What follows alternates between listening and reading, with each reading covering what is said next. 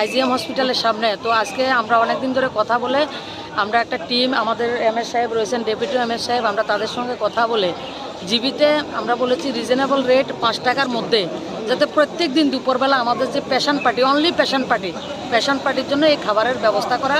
এটা কোর্টের বার্ডিক্ট রয়েছে, তাদেরকে সম্মান জানিয়ে এবং পেশেন্টদেরকে সুবিধা দেওয়ার জন্য।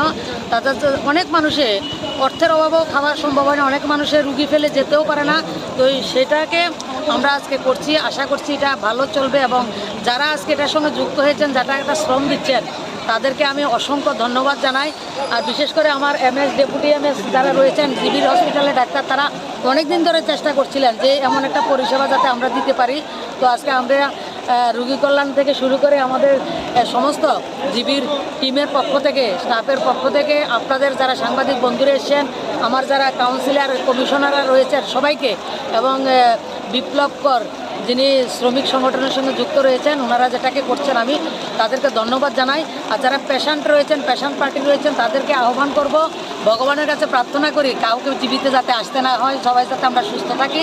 এবং যারাই আসবেন পেশেন্ট পার্টি, দুপুরবেলার খাবারটা অন্তরপক্ষে 5 টাকায় আপনারা এই জায়গাতে সবসময় পাবেন। থাকবে তাদেরকে সেই খাবারটা দেওয়া হবে, যার পেশেন্ট রয়েছে উনি খাবারটা পাবেন, অন্যদেরকে না আসলে ভালো হয়।